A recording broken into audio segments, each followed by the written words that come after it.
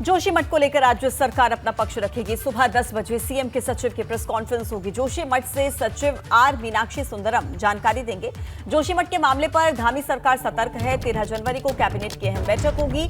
पहाड़ी जिलों को लेकर बड़े फैसले इसमें हो सकते हैं। क्षमता के आधार पर नए निर्माण की मंजूरी संभव है। सुबह 10 बजे सीएम के सचिव की प्रेस कॉन्फ्रेंस देखिए। राज्य सरकार इस पर सतर्क नजर आ रही है और आज जानकारी जोशीमठ से लगातार हम तक मिलेगी। 13 जनवरी को धामी अहम बैठक करेंगे।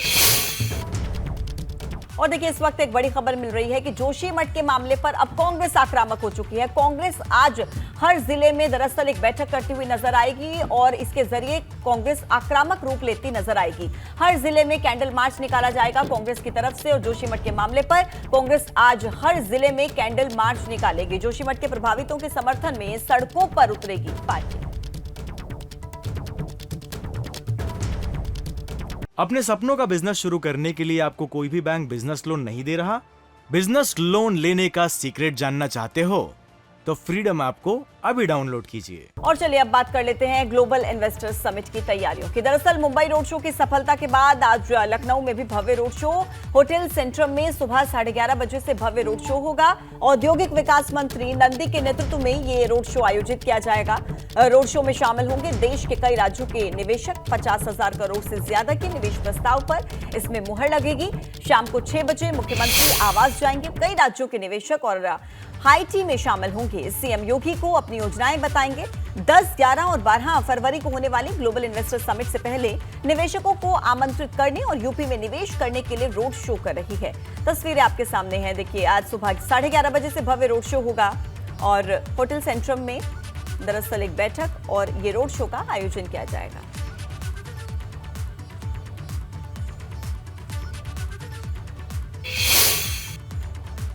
देखिए, आज से ग्रेटर नोएडा में ऑटो एक्सपो का आगाज। विश्व की 48 वाहन कंपनियां अपना जलवा दिखाएंगी। अपनी गाड़ियों के एक्सक्लूसिव मॉडल्स रिवील करेंगी। करीब 75 से ज्यादा नई गाड़ियां इसमें लॉन्च होंगी आम जनता के लिए। 13 जनवरी से ऑटो एक्सपो खुल जाएगा।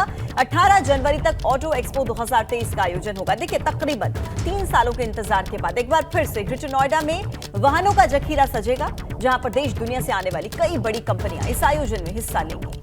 आम जनता के लिए 13 जनवरी से ऑटो एक्सपो खुलेगा। 18 जनवरी तक ऑटो एक्सपो 2023 का आयोजन है। कई गाड़ियों के देखिए नए मॉडल्स आपको देखने को मिलेंगे। ग्रेटर नोएडा में ऑटो एक्सपो का आगाज आज से हो रहा है आम लोगों के लिए 13 जनवरी से और विश्व की 48 वाहन कंपनियां यहां पर आकर अपना जलवा दिखाएंगी।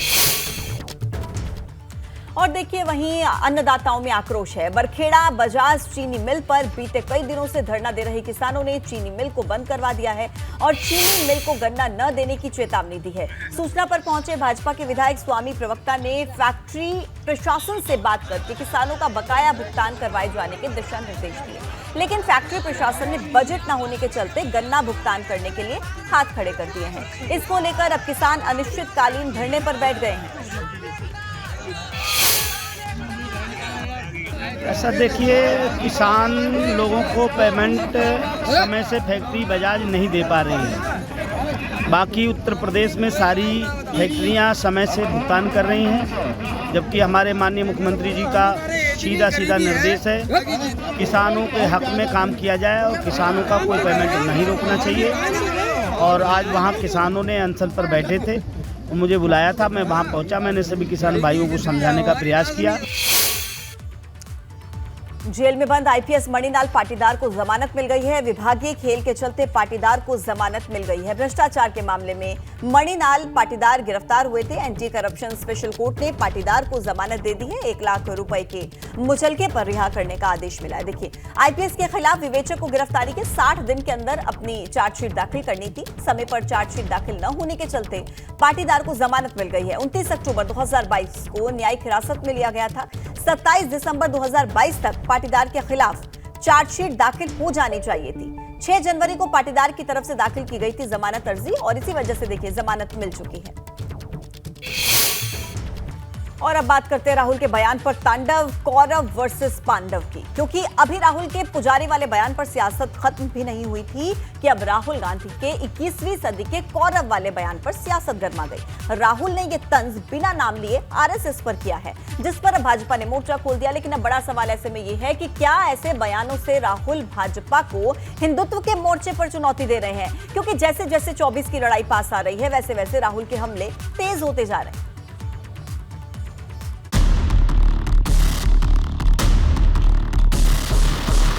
राहुल के बयान पर तांडव, कौरव वर्सेस पांडव। देश को किस पर गौरव, राहुल ने किसे कहा 21वीं सदी का कौरव। 21वीं सदी के कौरव हाफ पैंट खाकी हाफ पैंट पहनते हैं, हाथ में लाठी लिए होते हैं और शाखा लगाते हैं।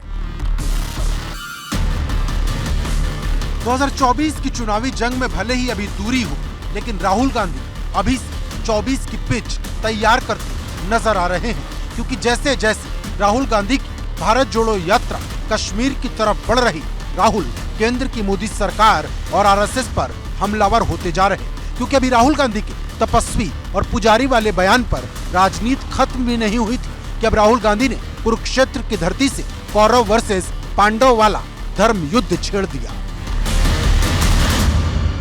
21वीं सदी के कौरव हाफ पैंट खाकी हाफ पैंट पहनते हैं, हाथ में लाठी लिए होते हैं और शाखा लगाते हैं। उनके साइड में उनकी तरफ हिंदुस्तान के 2-3 सबसे अमीर अरबपति कौरवों के साथ खड़े हैं।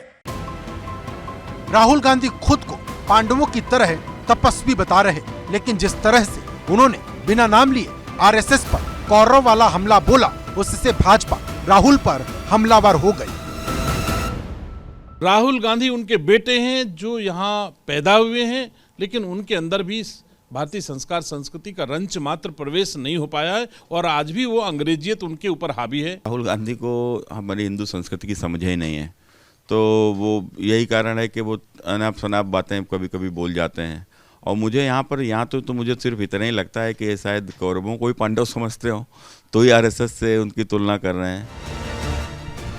उधर कांग्रेस राहुल गांधी के बयान को जस्टिफाई करने में जुटी है, क्योंकि बात सिर्फ कौरव वर्सेस पांडव की नहीं, बात धर्म युद्ध की है, बात 2024 की चुनावी जंग की है।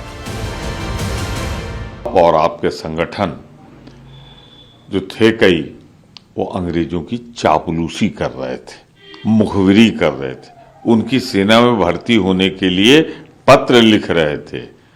तब भी कांग्रेस जोड़कर देश को मजबूत कर रही थी, आज भी कांग्रेस जोड़कर देश को मजबूत कर रही है। इस बार राहुल गांधी ने अपने बयान में कहा है कि इस देश में कौरव हाफ पैंट वाले हैं और उनका निशाना सीधे तौर पे आरएसएस की ओर था। वहीं अगर बात करें तो बीजेपी ने साफ तौर पे कहा है कि राहुल गांधी की जो मानसिकता है वो दर्शाती है कि वो कितने परिपक्व हैं और उनको आरएसएस और बीजेपी के बारे में पता नहीं है।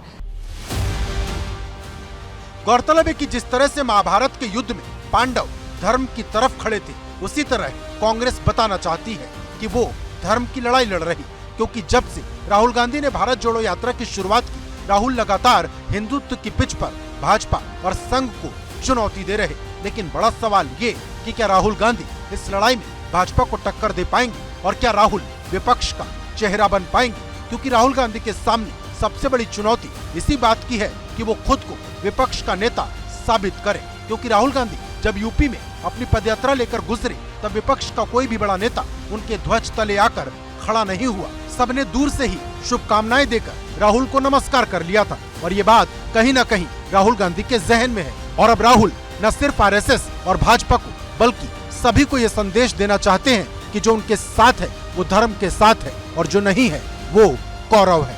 Bureau report, ABP Ganga. अपने सपनों का बिजनेस शुरू करने के लिए आपको कोई भी बैंक बिजनेस लोन नहीं दे रहा? बिजनेस लोन लेने का सीक्रेट जानना चाहते हो तो फ्रीडम ऐप को अभी डाउनलोड कीजिए।